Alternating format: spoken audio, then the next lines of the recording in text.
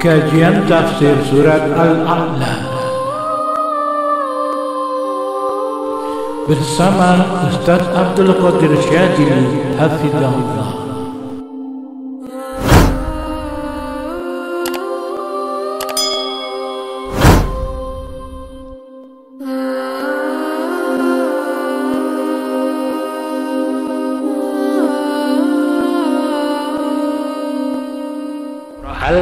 Al-A'la dinamakan surah Al-A'la karena ada kata-kata sabbihisma rabbikal a'la. Ini ya, kita lihat dulu fadilah surah Al-A'la. Karena Rasulullah sallallahu alaihi wasallam yuhibbu hadis surah. Ini ya, Rasulullah itu cinta kepada surah ini. Ini surah Al-A'la termasuk surah favoritnya Rasulullah. Beliau suka baca kalau sholat Jumat, pokoknya ketika manusia itu kumpul-kumpul banyak, beliau suka baca surah ini, gitu ya. Nah, makanya kalau Rasulullah memfavoritkan, maka seyogjanya kita juga memfavoritkan surah ini. Di antara alasannya ada pendapat kenapa beliau menjadikan ini sebagai surah favorit, karena tadi ada jaminan bahwa apa yang Allah bacakan kepada beliau, beliau tidak akan lupa. Allah sanuqri'uka fala tansa, maka Nabi senang, gitu ya.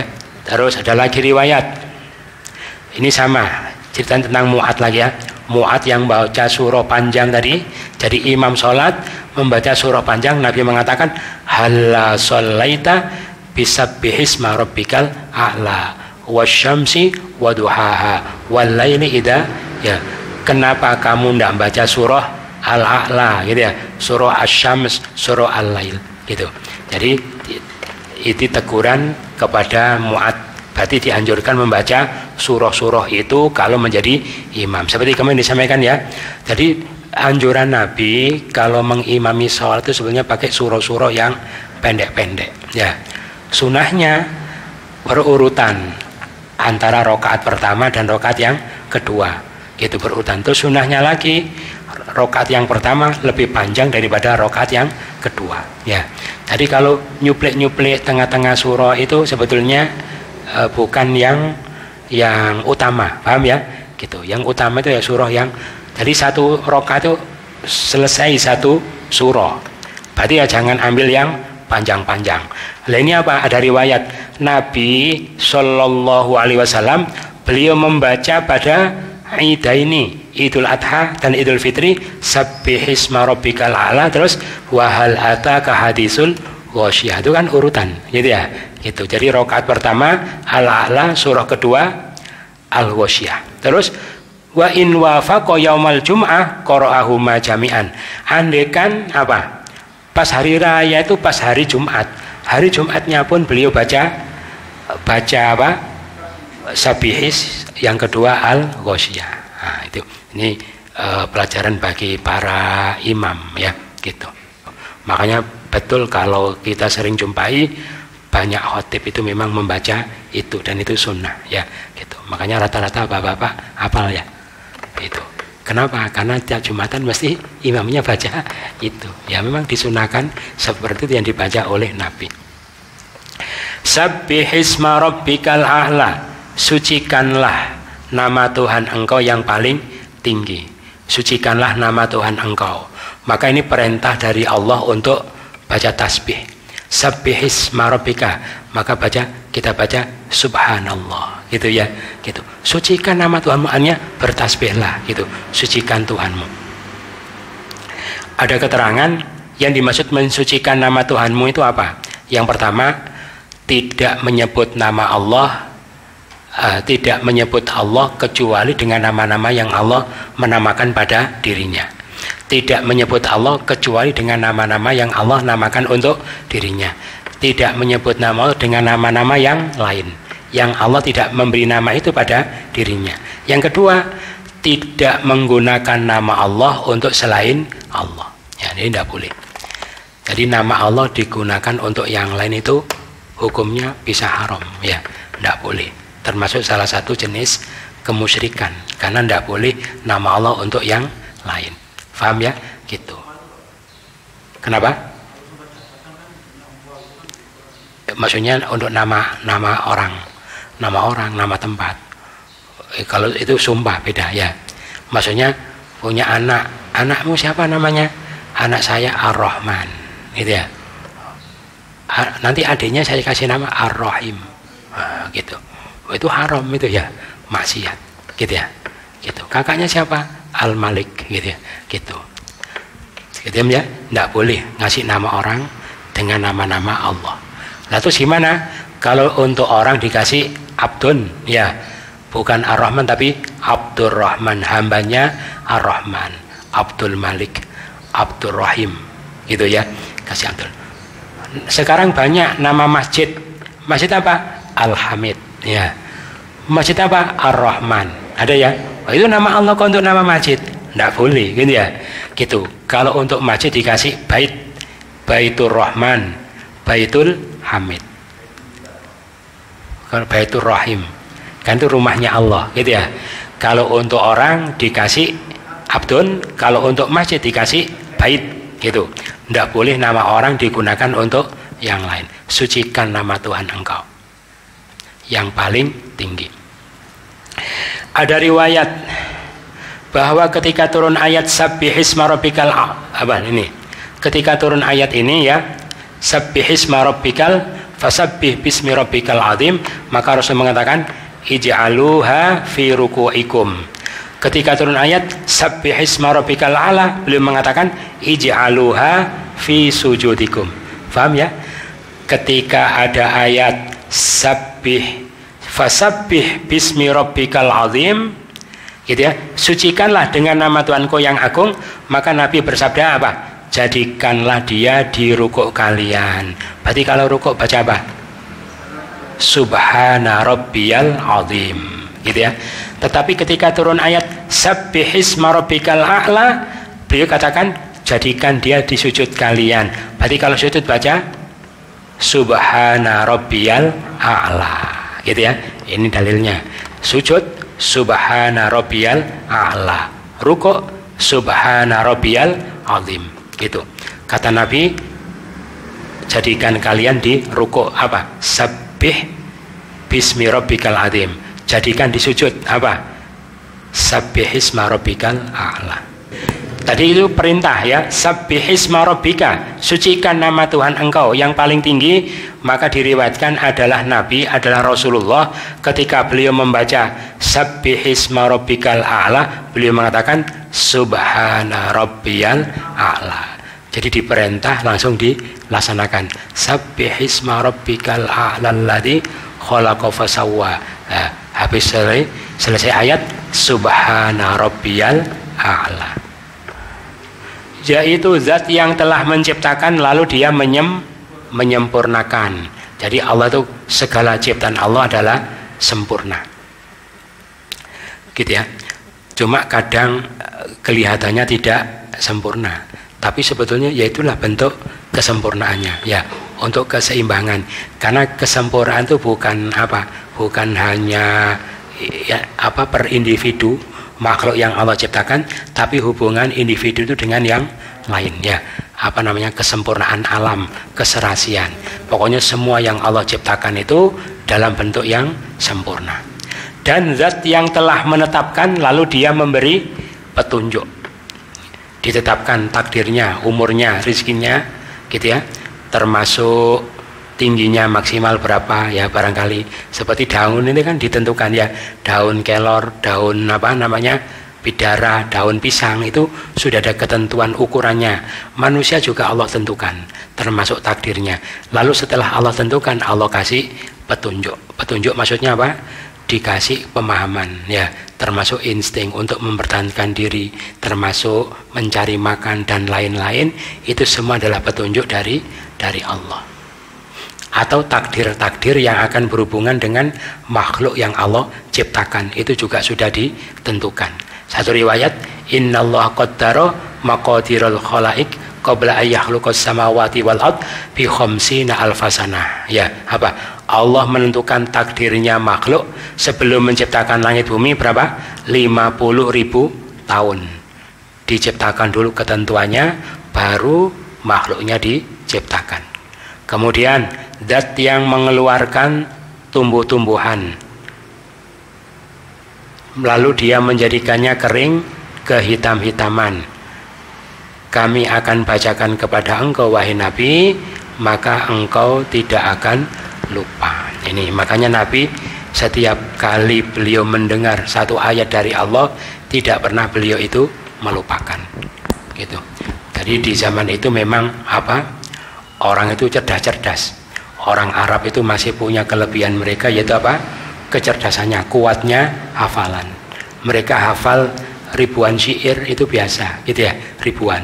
Mereka hafal nasab sampai ke Nabi Adam itu biasa, gitu ya. Itu bukan Nabi, ya. Maka dulu diriwayatkan Ibnu Abbas itu kalau masuk pasar itu telinganya disumpel, ya, gitu. Kenapa? Takut kalau dengar apa-apa nanti hafal semua. Makanya supaya tidak dengar apa-apa, yang penting-penting saja yang dengar. Jadi dengar itu langsung hafal, gitu ya. Itulah kecerdasan para sahabat, apalagi Nabi, gitu ya, para sahabat. Nah, itu bedanya kita, menghafal itu tidak hafal-hafal, gitu ya. Kalau mereka dengar hafal, kita sudah dihafalkan lupa lagi, gitu ya. Tapi kalau Nabi, sahabat saja begitu, apalagi Nabi. Maka Allah jamin, wahai Nabi, kami akan bacakan kepada engkau, maka engkau tidak akan lupa kecuali apa yang Allah kehendaki, kecuali apa yang Allah kehendaki untuk dilupakan, yaitu ayat-ayat yang mansukh. Jadi di antara ayat mansukh itu ada yang dalam bentuk lupa. Nabi juga lupa, sahabat juga lupa. Tapi ingat pernah turun ayat tentang hal itu. Tapi ayatnya itu bagaimana lupa semua, gitu ya. Memang Allah buat lupa, gitu ya. Makanya kalau ada kebaikan-kebaikan terus lupa, yaitu makanya kita dijadikan bahan introspeksi. Barangkali ada satu kesalahan yang sudah kita lakukan. Kenapa? Allah tahu yang nampak dan yang tersembunyi, gitu ya. Termasuk orang kalau menghafalkan Quran ya, itu begitu ada maksiat apa itu tiba-tiba hilang. Maksiat satu hilang 100 ayat, gitu ya. 2 kali 200 ayat, akhirnya 3 kali habis sudah hafalannya. Apalagi jarang dibaca lagi, gitu ya. Gitu. Allah tahu yang nampak, gitu ya. Dan Nabi dipastikan tidak akan pernah maksiat. Orang yang bersih, makanya ilmunya itu yang Allah berikan kepada beliau tidak akan dicabut. Beliau tidak akan lupa selama-lamanya, kecuali apa yang Allah kehendaki itu apa? Ayat-ayat yang memang Allah kehendaki untuk dihapus dari bagian Al-Quran. Wahai Nabi, kami akan mudahkan engkau untuk al-yusra, perkara yang paling mudah. Nah, Islam itu adalah ajaran yang paling mudah, ya, paling mudah. Kalau orang mengatakan sulit itu karena orang tidak tahu sisi kemudahannya, atau malas barangkali, gitu ya, masih memperturutkan hawa nafsu. Kami akan coba bandingkan syariat Islam dengan syariat yang dulu pada orang-orang Yahudi. Banyak syariat yang berat-berat. Kami mudahkan engkau untuk ajaran yang paling mudah. Maka wahai Nabi, peringatkanlah. Ini ada 2 pendapat, ya. Kalau diterjemah artinya apa ini?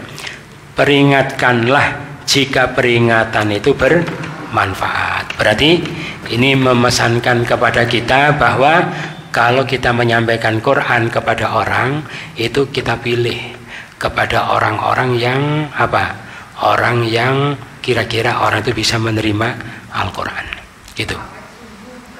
Kenapa? Sungguh, ya. Ya, ada pendapat sungguh. Cuma tafsirnya begini, coba ya, di Ibnu Katsir dilihat ya. Kita ada yang menambahkan sungguh memang. Jadi kalau sungguh itu berlaku umum. Peringatkanlah, sungguh peringatan itu akan bermanfaat, ya. Tetapi ada satu riwayat, gitu ya. Ini dari Amirul Mukminin Ali bin Abi Thalib, gitu ya.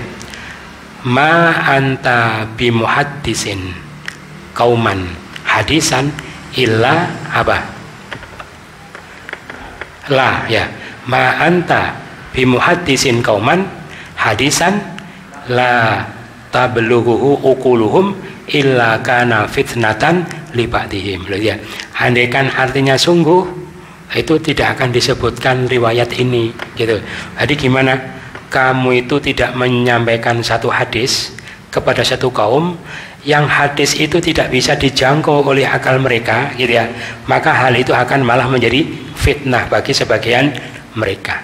Paham ya? Jadi gitu. Jadi Jika peringatan itu bermanfaat, artinya ya sampaikanlah peringatan itu yang sesuai dengan kemampuan mereka atau taraf berpikirnya mereka atau pemahaman mereka. Hal itu jika jadi misalnya kita itu punya ilmu bagus ini sempurna, tapi kalau ilmu ini aku sampaikan tetap mereka tidak akan bisa nerima, ya sudah, jangan sampaikan dulu, nanti nunggu saatnya, sampaikan kepada yang lain, yang orang lain itu sudah sampai ke taraf untuk bisa menerima ilmu seperti itu. Jadi I-nya itu digantikan itu. Ada lagi beliau mengatakan hadisin nasa bima ya'rifun, apa? Sampaikan kepada manusia itu apa yang mereka kenal, bisa mereka tangkap. Atau hibbuna, apa? Atau hibbuna ayyukadzaballahu wa rasuluh, apa kamu senang kalau Allah dan Rasulnya didustakan? Jadi berilah peringatan jika peringatan itu bermanfaat. Nah, peringatan yang bermanfaat bagaimana? Yang sesuai dengan tingkat berpikirnya orang yang menerima peringatan itu. Jangan asal baik, asal benar itu disampaikan. Belum tentu orangnya itu bisa sampai ke taraf itu. Paham ya? Gitu. Terus dan ketika diperingatkan dari Al-Quran, bagaimana? Akan mengambil pelajaran orang yang takut. Ini tanda-tanda orang takut kepada Allah. Sungguh-sungguh imannya kepada Allah. Tandanya apa? Dia malah semangat untuk ambil pelajaran dari Al-Quran. Nanti ayat berikutnya, orang yang celaka akan menjauh. Jadi Quran itu bisa dijadikan sebagai apa? Sebagai apa namanya? Untuk memisahkan itu apa? Sebagai ujian ya, ujian bagaimana sih tingkat keimanan seseorang gitu ya. Itu sampaikan ke Quran. Kepadanya, kalau Quran itu diterima dengan sungguh-sungguh baik, dia semangat mempelajari, oh berarti dia itu ada rasa takut kepada Allah. Lah kok dia tambah bosen, tambah tidak mau, berarti dia itu tanda orang yang akan celaka. Nanti wayatajannabual asyqa, ayat berikutnya. Sedangkan orang yang celaka akan menjauh. Gitu ya. Gitu. Jadi tanda-tanda orang celaka apa? Menjauh dari peringatan Allah. Gitu ya. Jauh dari majelis ilmu, tidak mau belajar Quran, jauh dari Quran, gitu ya. Jadi sudah bisa dibaca di dunia itu siapa tanda-tanda orang bahagia, siapa tanda-tanda orang yang celaka, gitu. Kalau dekat dia termotivasi, semangat, itu tanda bahagia, gitu ya, gitu. Karena di situ ada apa? Di situ ada hal-hal yang tidak masuk akal ya, barangkali bagi pecinta-pecinta dunia, tetapi walaupun tidak masuk akal dia lakukan karena percaya dengan janji Allah, gitu ya, gitu. Berarti Quran itu bisa dijadikan sebagai apa? Seleksi ya, gitu. Ketika ada orang sampaikan Quran, kalau dia calon surga tambah senang, tambah mendekat. Kalau dia calon neraka tambah benci, tambah menjauh, gitu ya, gitu. Jadi bisa dibaca siapa calon-calon orang yang celaka. Berarti gimana? Semakin dekat seseorang kepada Quran, maka surganya juga semakin dekat. Semakin jauh ya semakin dekat kepada neraka. Naudzubillah min dzalik. Makanya kita tambah mendekat, tambah mendekat, tambah mendekat. Kedekatan pertama apa? Belajar baca, gitu ya, baca. Walaupun sulit-sulit dia sabar, dia berlatih sampai lancar, gitu ya. Terus kedekatan kedua sudah lancar, tiap hari sudah baca Quran di rumahnya, gitu ya, 1 hari 1 juz misalnya ya, gitu, sudah dekat. Kemudian dia lebih dekat lagi apa? Mentadaburi, ya, memahami, belajar sorof, belajar nahwu, bisa mengiklal, bisa mengi'rab, gitu ya, bisa baca tafsir, lebih dekat lagi. Terus lebih dekat lagi mengamalkan, gitu ya. Setiap baca mesti direnungkan ya, sambil tadabbur, sambil bukan sekedar tilawatul Quran tapi yatslunahu haqqa tilawah ya, membaca dengan sebenar-benar. Kalau begitu terus istiqomah sampai mati ya, itu loh tanda-tanda calon penghuni surga. Kalau sebaliknya disampaikan Quran tambah bosan, tambah mangkel, tambah marah, tambah sakit hati Untuk apa gitu-gitu gitu ya, tidak mau. Itu tanda al-ashqa. Siapa al-ashqa? Yaitu orang yang akan terpanggang pada api neraka. Gitu. Semakin dekat kepada Quran, semakin dekat surga, semakin jauh, semakin dekat kepada neraka. Akan terpanggang pada api yang paling besar, yaitu api neraka. Di sana kalau sudah masuk neraka, dia tidak bisa mati, tidak bisa hidup. Gitu ya. Dikatakan mati, ya tidak mati. Dikatakan hidup, ya tidak hidup. Dikatakan mati, tidak mati. Kenapa? Masih ada nafasnya, gitu ya. Gitu. Dikatakan hidup, tidak bisa melakukan apa-apa, ya. Cuma itu, cuma yang bisa keluar masuknya nafasnya saja. Suara keluar masuknya nafas, tapi dengan pelan. Tadi tidak mati. Dikatakan hidup, ya tidak bisa melakukan aktivitas kehidupan itu. Mati tidak mati, hidup tidak hidup. Na'udzubillah min dzalik. Gitu ya, itu orang penghuni neraka. Gitu ya. Kalau di dunia ada ya gitu ya. Dikatakan mati tidak mati, ada ya. Sakit parah gitu ya. Sakit parah, ya mati tidak mati. Tapi kalau di dunia, kalau orang mukmin itu menjadi pelebur dosa, gitu ya. Stroke apa koma gitu ya. Mati ya tidak mati, hidup ya tidak hidup. Ya. Jadi seakan-akan dia itu belum masuk neraka, sudah di neraka, gitu ya. Tapi itu diantaranya kalau orang mukmin, orang-orang yang dicintai oleh Allah. Allah kasih neraka dunia saja, nanti di akhirat sudah bersih, tidak perlu diadab di neraka yang. Kalau di sana kan tidak mati, tidak hidup, terus kepanasan. Di dunia tidak mati, tidak hidup, tapi tidak kepanasan. Ya gitu. Malah ada yang ngasih makanan, ya ditunggui sama istri, gitu ya. Di tempat kasur empuk, ya. Walaupun tidak mati, tidak hidup, dunia itu masih enak. Makanya orang yang dicintai oleh Allah, dia ada yang dikasih tidak mati, tidak hidup, tapi di dunia. Yaitu suatu keistimewaan. Kalau dia sabar, dosa-dosanya habis, terus meninggal. Ya, dulu ada cerita, ada orang tuh ya, ada orang dulu ahli maksiat, gitu ya. Begitu maksiat ya sehat-sehat ya, lancar-lancar, aman-aman, sehat-sehat.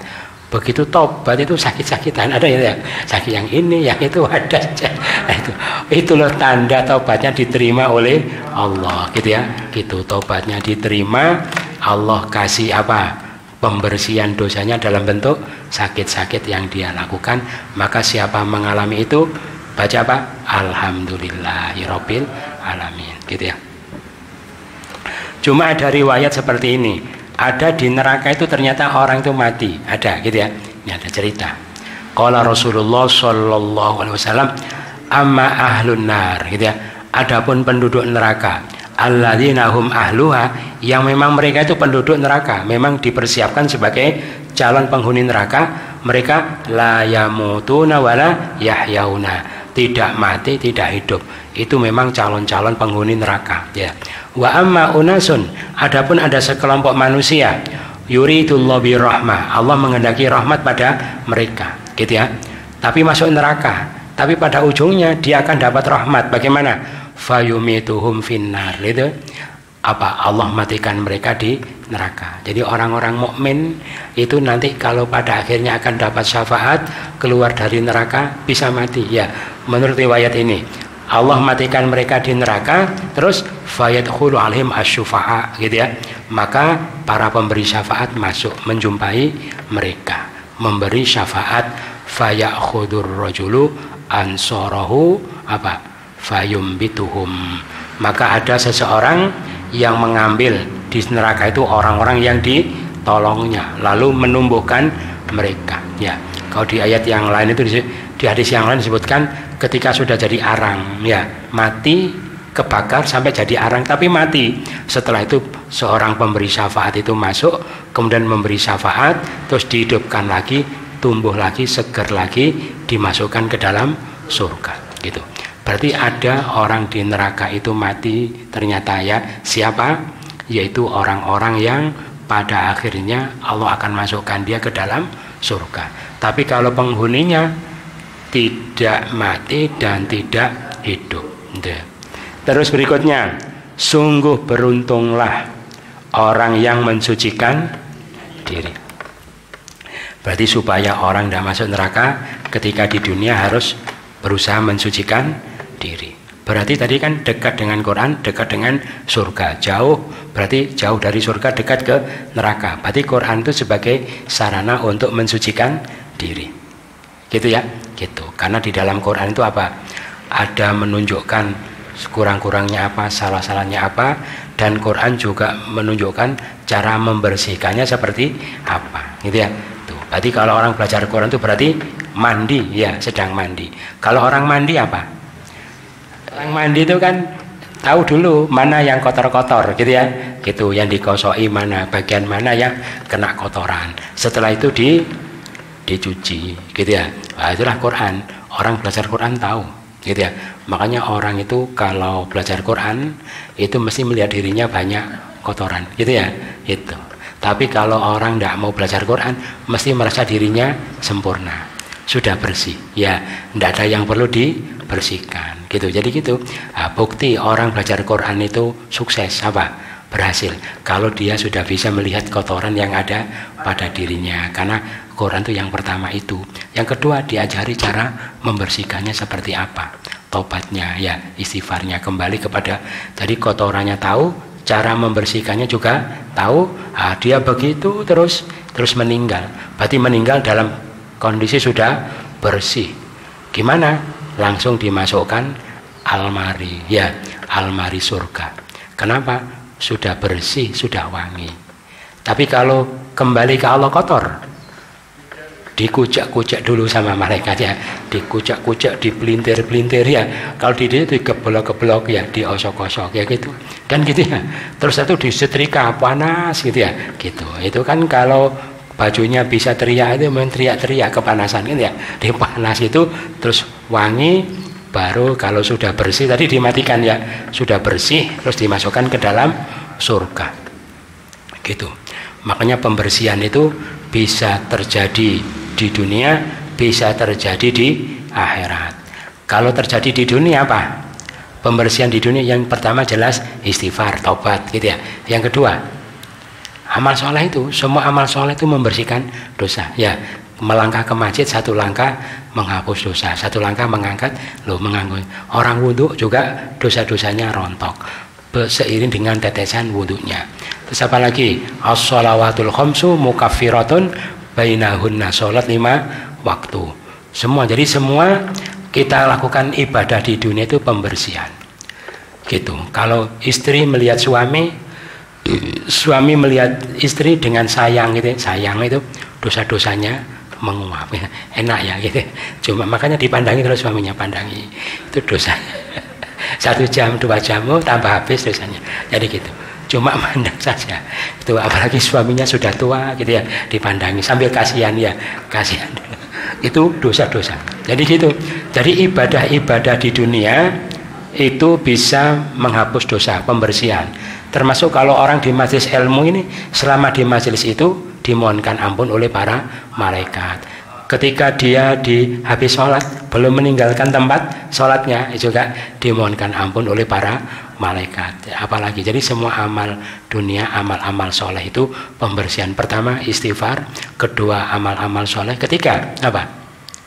Ya musibah itu ya gitu ya gitu, diomeli orang bersih gitu ya, dirasani orang alhamdulillah gitu ya gitu. Apalagi dikejar-kejar orang gila. Sampai ada riwayat itu orang itu apa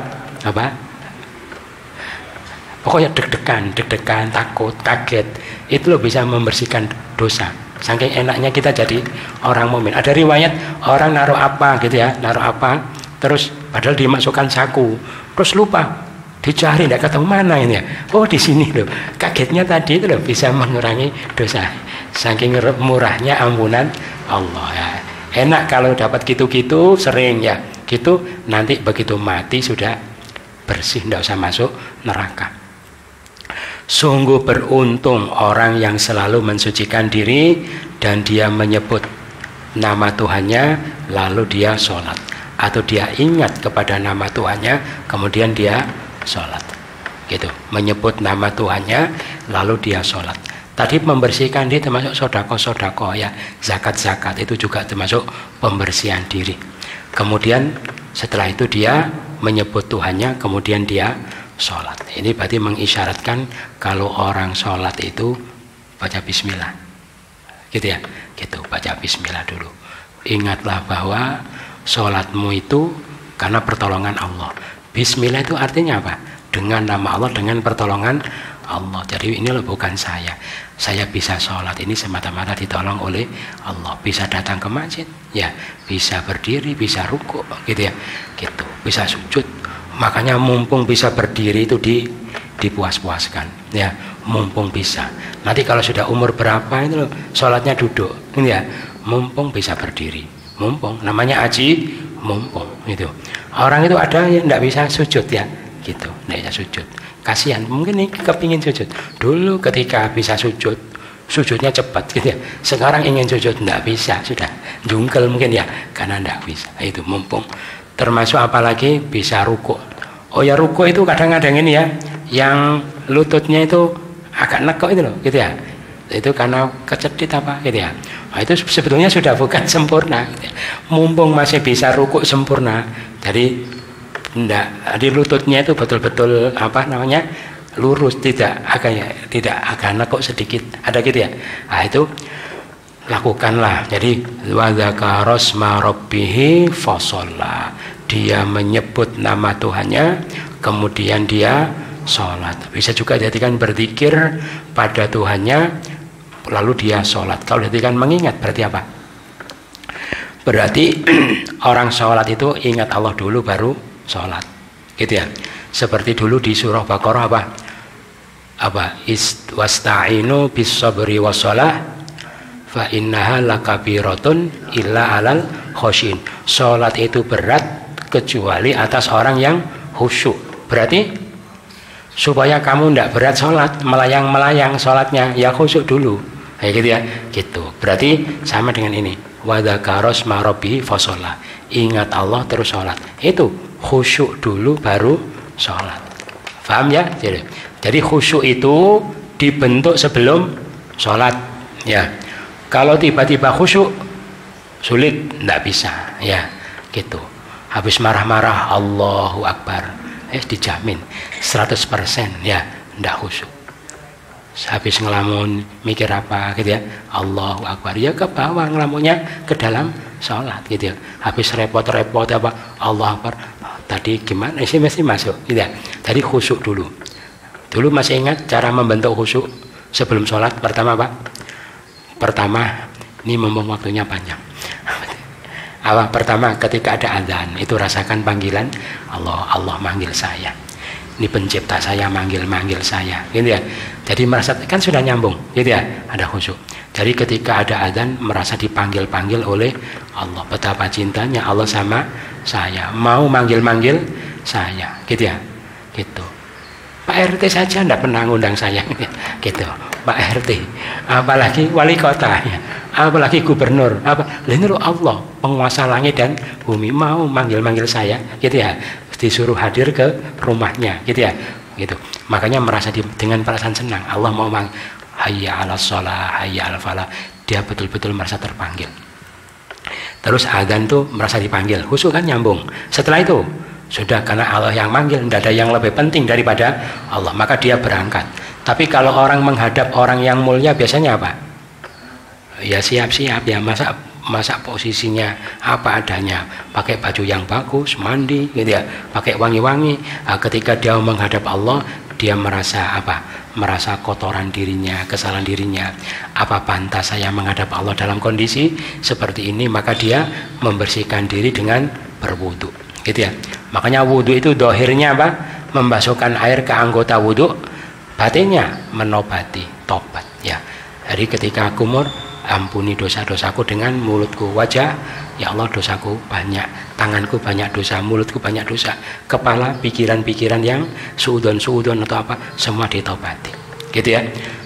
Merasa terpanggil, tobat dengan wudu. Yang ketiga apa? Yang ketiga mengosongkan diri ya. Mengosongkan diri itu apa? Saya bukan siapa-siapa dan tidak punya apa-apa. Itu semuanya milik Allah. Semua sementara dipasrahkan kepada Allah ya. Ya Allah, rumahku aku titipkan, istriku aku titipkan, anakku semua itu milik Engkau, aku titipkan kepada Engkau. Gitu ya. Tapi kalau dititipkan tuh biar gampang nitipnya gimana? Dikondisikan dulu ya. Gitu, misalnya punya anak kecil gimana? Anak kecil ya sudah ditempatkan yang aman gitu ya. Sudah ditutup pintunya, tidak akan keluar-keluar, baru dititipkan. Ya Allah, anakku aku titipkan, padahal anaknya masih berlarian di jalannya. Pas sholat ini ada klakson, ini langsung buyar pikirannya gitu ya. Gitu. Kalau masakan sudah dimatikan, jemuran sudah diambili gitu ya, terus baru dititipkan sehingga mudah ya. Itu kalau masakannya masih kompornya itu tiba-tiba bau kosong, les dijamin tidak khusyuk gitu ya, dijamin. Terus apalagi jemuran gitu ya, tiba-tiba ada suara hujan tidak khusyuk. Jadi pertama apa? Merasa dipanggil ketika azan. Kedua, tobat dengan wudhu. Jadi para salaf dulu itu kalau tobat itu apa? Wudhu wajahnya pucat gitu ya, gitu. Wajahnya pucat. Makanya wudhunya saja itu loh sudah khusyuk ya. Apalagi sholatnya. Terus mengosongkan diri.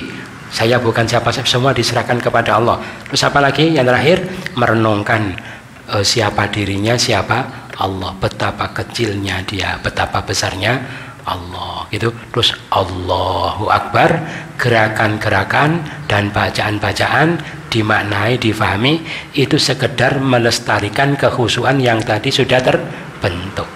Kalau tiba-tiba khusyuk, tidak bisa dijamin. Siapa yang bisa? Khusyuk tidak ada, tidak bisa. Habis repot-repot, saya kok tidak bisa khusyuk? Ya mesti, masa khusyuk tidak ada? Ini tidak bisa, harus dibentuk dulu.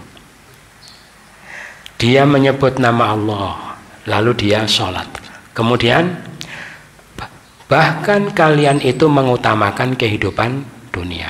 Ini Allah katakan, gitulah manusia. Jadi manusia itu oleh Allah dikasih fasilitas dunia untuk mendapatkan kemuliaan akhirat. Tetapi dunianya itu malah lebih dipentingkan. Gitu ya, gitu. Makanya orang sekarang itu kan kalau punya anak apa, mesti pikirannya anak saya nanti apa? Harus makmur hidupnya, harus kaya, harus jadi orang hebat, orang terkenal. Jarang mikir anak saya selamat nak di akhirat gitu ya. Anak saya menjadi pengabdi Allah apa enggak? Anak saya itu kenal Tuhannya, kenal apa? Jarang itu mikir gitu ya. Jadi akhiratnya itu jarang dipikir, yang dipikir apa? Itu. Sehingga orang itu kalau hidup itu di dalam program hidupnya sama sekali apa? Jalan menuju akhirat itu Quran itu enggak masuk ya. Di dalam program hidupnya misalnya apa? Misalnya bapak-bapak, ibu-ibu yang dulu pertama apa? Sekolah ya, habis sekolah apa? Kuliah, habis kuliah kerja, terus nikah, terus pensiun, terus mungkin belum pensiun sudah mati ya, ya. Terus belajar Qurannya mana? Tidak ada kan itu. Belajar Quran siap-siap akhiratnya mana? Tidak ada itu ya, gitu wis. Kuliah, sekolah, kerja, pensiun, mati. Belajar Qurannya seperti itu, akhir itu seperti tidak ada itu loh ya. Terus mana persiapannya gitu ya? Bal tusir. Lalu kamu itu percaya pandai sih kepada akhirat kau gitu. Jadi tidak jelas gitu ya. Bahkan kalian mengutamakan kehidupan dunia. Kalau akhirat gimana? Quran dulu ya, Quran, hadis, fikih gitu dalami. Setelah itu dia belajar keterampilan apa? Keterampilan teknik, pertanian, kedokteran, silakan. Tujuannya apa? Untuk memberi kemanfaatan kepada orang lain supaya dapat ridho Allah, mencari pahala akhirat. Jadi akhirat toh gitu yang dicari. Gitu. Melakukan penelitian-penelitian untuk apa? Untuk kemanusiaan ya. Supaya kalau saya meninggal manfaatnya masih digunakan orang, maka mengalir pahalanya. Orientasinya akhirat, bukan orientasi dunia. Jadi gitu. Tapi bal tu'sirunal hayatad dunya, tetapi kalian mengutamakan kehidupan dunia gitu ya, gitu. Malah akhiratnya sih ada, cuma untuk nyelempit saja ya. Jadi kebutuhan akhiratnya, kepentingan akhiratnya diselempitkan di celah-celah upayanya mencari dunia ini ya.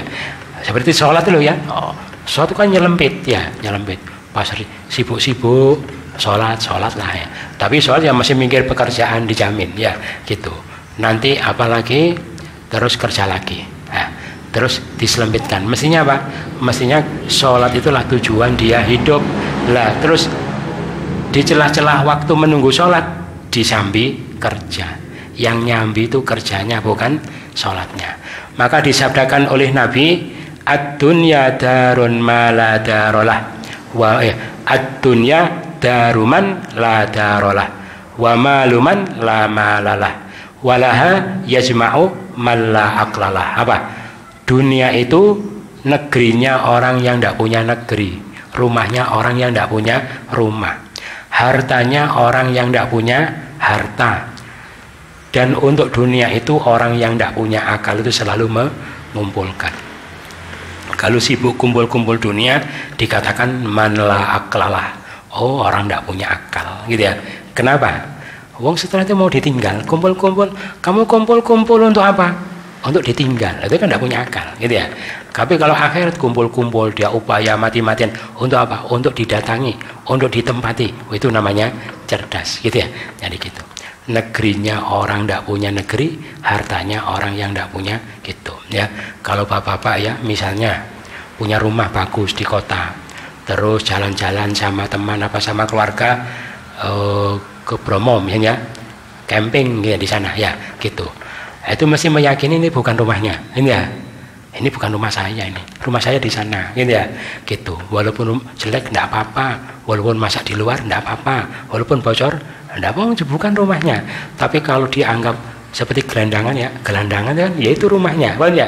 Ya itu rumahnya, memang tenda itu rumahnya. Berarti dunia itu rumahnya orang yang di sana tidak punya rumah, paham ya? Ini, maka ini jangan kita yakini milik kita. Ini cuma dunia, milik kita sebenarnya di akhirat. Rumahnya jelek, tidak apa-apa, bukan rumah saya, ya, gitu. Jadi gitu. Rumahnya nanti di akhirat. Terus berikutnya ada lagi, man ahabba dunyahu, ini sabda Nabi, adharra bi akhiratih, wa man ahabba akhiratahu adharra bi dunyahu fa asiru ma yabqa ala ma yafna. Apa artinya? Man ahabba, barang siapa mencintai dunianya, gitu ya. Barang siapa mencintai dunianya, mana tadi? Maka adharra bi akhirati, maka dia mengorbankan akhiratnya.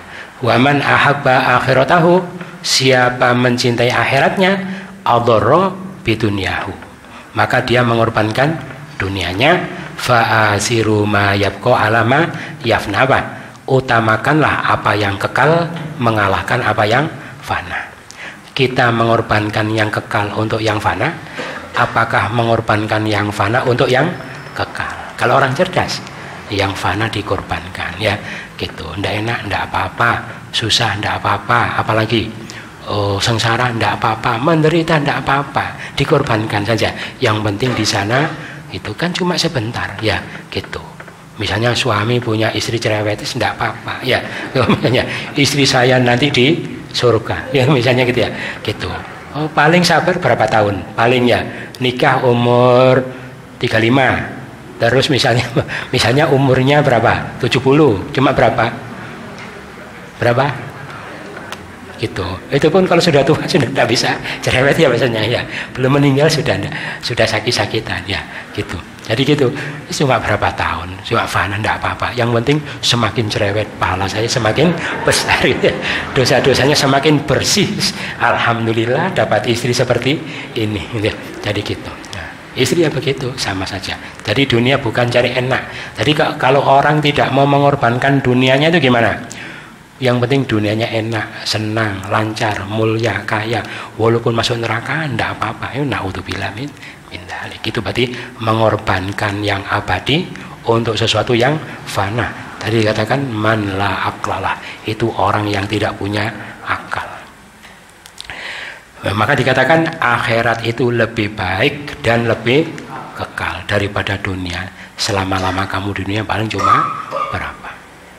Sesungguhnya ini di dalam mushaf-mushaf yang terdahulu. Jadi sebelum Taurat, Injil, Zabur itu tidak disebut kitab tapi disebut suhuf. Kenapa? Karena terlalu sedikitnya, untuk terlalu tipis. Termasuk Nabi Musa juga sebelum dapat Taurat dapat suhuf, lembaran-lembaran suci, yaitu ketika beliau di lembah tua. Itu cuma 10 firman ya. Baru setelah itu beliau dikasih Taurat tebal, maka disebut kitab. Injil lebih tebal lagi, Quran lebih tebal lagi. Sesungguhnya ini tuh ada pendapat ya kandungan makna surah ini ya. Ada juga pendapat yang ini tadi, bal tu'sirunal hayata dunya, peringatan kepada manusia seperti ini. Walaupun dunia itu sebetulnya sarana akhirat, tapi diutamakan oleh manusia. Penjelasan seperti itu sudah disebutkan di dalam suhuf-suhuf yang terdahulu, yaitu suhufnya Nabi Ibrahim dan Nabi Musa. Loh, Nabi Musa itu berarti beliau di samping beliau dapat Taurat, beliau dapat suhuf. Itu yang disampaikan, mudah-mudahan bermanfaat. Kurang lebihnya mohon maaf. Subhanakallahumma wa bihamdika asyhadu an la ilaha illa anta astaghfiruka wa atubu ilaik. Wassalamualaikum warahmatullahi wabarakatuh.